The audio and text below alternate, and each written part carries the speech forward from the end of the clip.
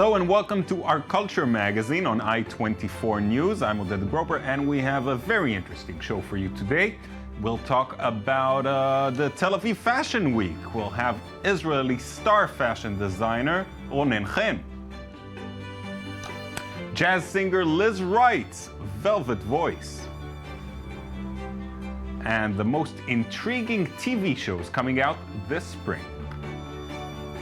But we begin today with Ronen Chen, an Israeli fashion designer who's been designing for the past 20 years. Since opening his first store in 1994, he's expanded to 18 stores in Israel and 2 in London.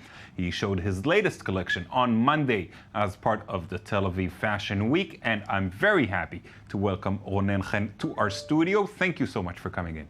Hi, thank you for inviting me. So, how was the show on Monday? It was great, you know, there's life before the show and after the show. It's something that you build for the last 3 or 4 months, and then in one evening it all explodes.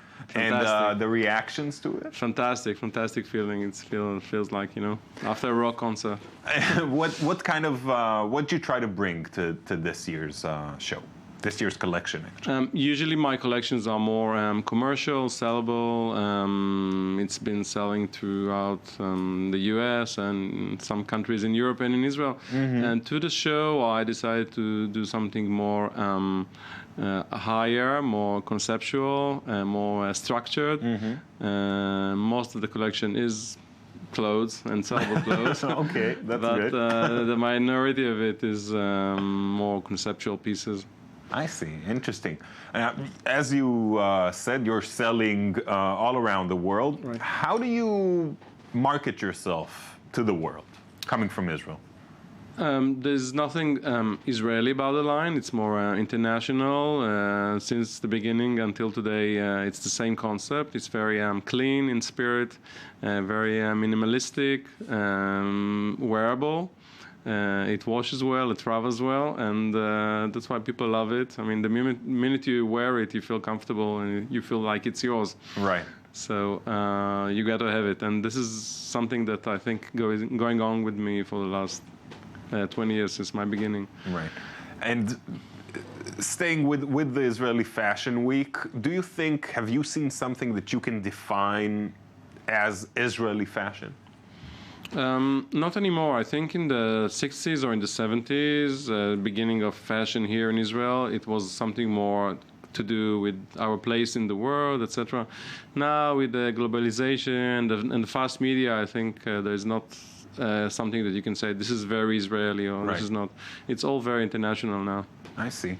But Tel Aviv is still not really Paris or Milan. Not. We are not a fashion capital, though there are many brilliant designers here. Yeah. Really, they can bring something new to the international world.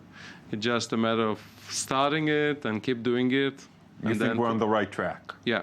Okay. I think so. It's the very beginning, though. These days, for instance, the Fashion Week, how is it different when it's here?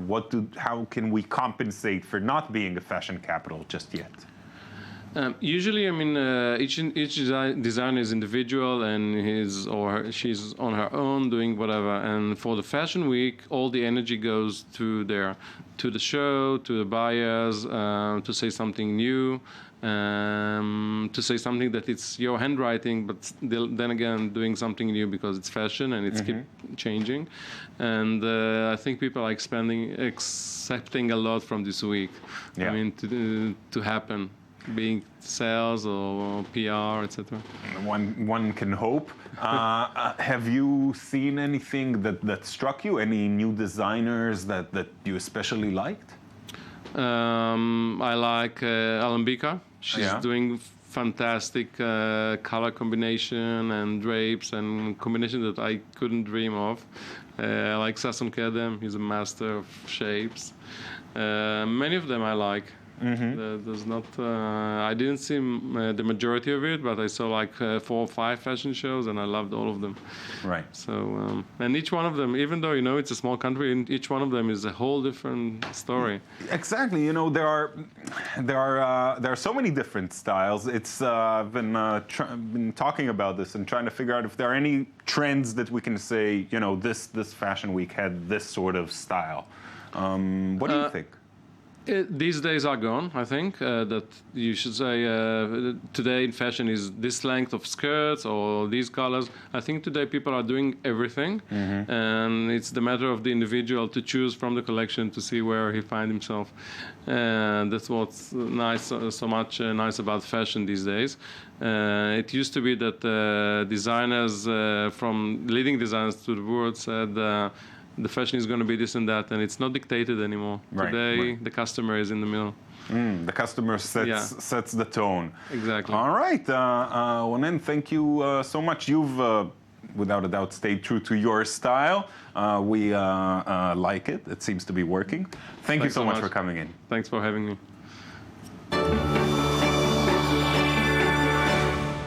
Liz Wright is one of the world's most promising jazz performers. She recently played in Tel Aviv, where Michal Divon sat down with her to hear about why she left New York City for South Carolina and how she balances between her career that takes her around the world and her laid-back lifestyle. Hit the ground, babe. Spending much of her time in the garden and trying out new recipes from different cultures while maintaining a successful international singing career, Liz Wright is an excellent example for balance. Hit the ground, babe. She manages to tour the world, grow her own fruits and vegetables, and climb mountains. More than anything, she seems like someone who has found her place in the world. You know, I burn wood to keep warm. You know, I hike to get from one place to another, spend time by the water. I like to catch fish. I like to grow my own food. And, but I also love to do this, you know.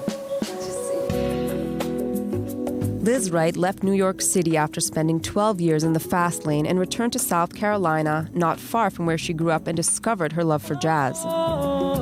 Being on the road no longer suited her personal life and nature, and so she made a difficult decision. I moved to Western North Carolina. I live in the mountains, and it feels really good to be back in the garden. It's how I grew up. It's what I know. And I can drive to see my parents or my grandparents, and that's also really helpful. The daughter of a minister, Wright was raised in a small town in Georgia and began her career singing gospel in her community church. Her father initially didn't approve of any other kind of music, claiming it was spiritually unworthy. Wright, however, saw jazz as an extension of her singing at church, another mystical way to communicate. I'm very interested in creating a moment that is deeply human and that allows people to see themselves in me and in my kind and me in them. And that's really the gift that music in general has always given us. After finishing school and well into her singing career, Wright went to culinary school in order to pursue her other passion without abandoning music. My career is awesome, but I've always loved to cook. It's always been like this kind of passion that I've been really sneaky about because I didn't feel like entitled to love something else. Today, at 34, Wright can wholeheartedly say that she's living on her own principles. She sings wherever she's asked, whether it is in a housing development, in prison, or a classical hall. The sun rises every day and shines on the just and the unjust, you know, and that's where I put my commitment to my work. I don't tour as much as I used to, but when I show up, I'm more present, I'm happier to be there, I feel healthier, and I feel like I'll be doing this for a long time. Such a pleasure to listen to. Now, the video games industry is the highest grossing entertainment industry in the world. Now, video game studios are thriving in a surprising place, Pakistan. The following report has more about the world of game development in Lahore. It's a simple premise. You slice fruit, lots of it, and fast. The game is a global phenomenon, and it was born here in Pakistan's Lahore. Its creators, who launched their startup just 3 years ago, are exceptionally proud. There's only one background. Fruit Ninja is downloaded almost 500 million times till today. And Jetpack Joyride has won many awards, including the Apple Design Award, Pocket Gamer Award. So we worked very closely with them on those two products, and we got them to multiple stores, multiple different devices. And yeah, you know, that was one of the biggest things on our portfolio. Could Pakistan's Punjab province be the next Silicon Valley? Computer game studios are flourishing here, and they aren't just programming games conceived overseas. They're creating and testing their own, made in Pakistan. But it's not only just playing the games through and just taking out the bugs. It's also a lot of software testing as well. This is a brand new sector that employs almost 25,000 people, men and women. The star of this Islamabad-based company is a game for smartphones called Dream Chaser. Running a tech industry like this is no easy feat in Pakistan, where you're faced with constant power cuts, security threats, and corruption. But there are financial advantages. The costs associated with developing a game are definitely very low compared to the West. So that's an advantage, but it comes with the disadvantages of not finding equally skilled people. Like many video game programmers, Murad studied in California.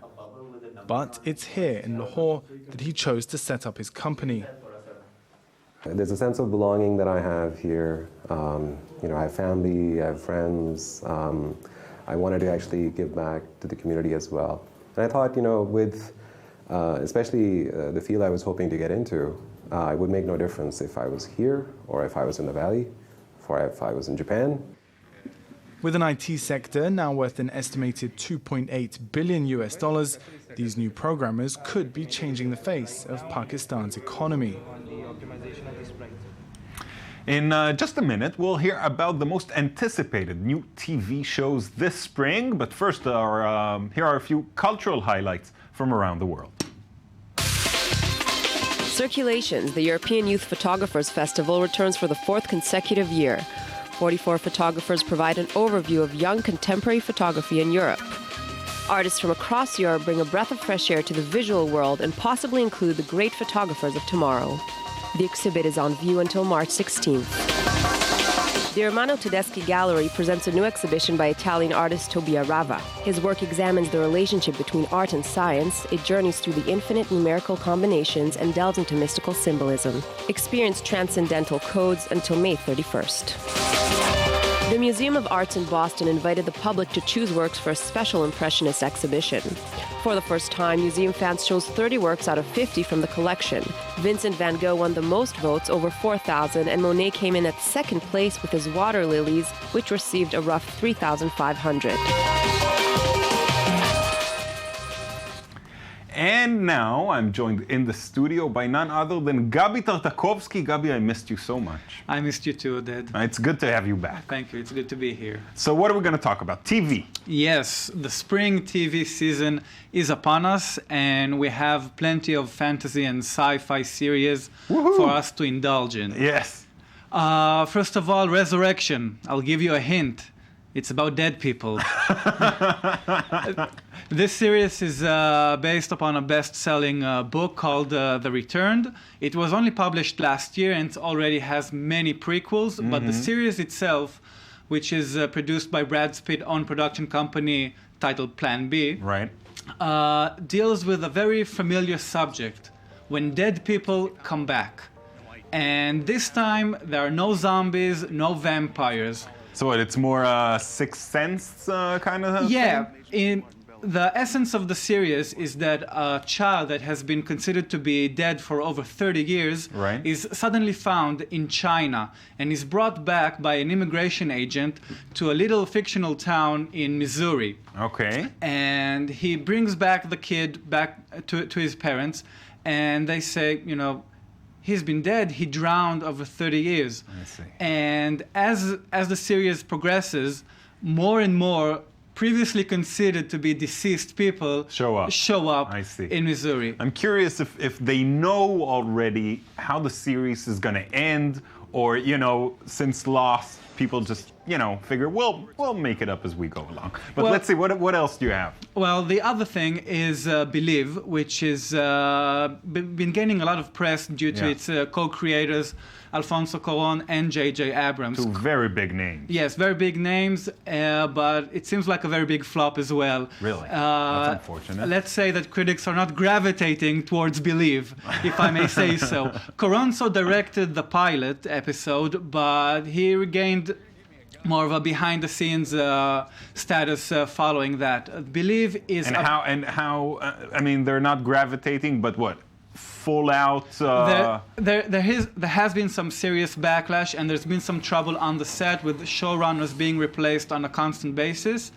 And the show itself is about a young girl who has these enormous psychic powers, Right. and every bad guy in the world is after her, and an escaped convict is looking after her. All right. The rest we'll have to see on the show. Thank you so much, Gab. Thank you. Thank you for joining us as well. I hope you enjoyed watching our show and that you'll choose to join us again tomorrow. Bye-bye.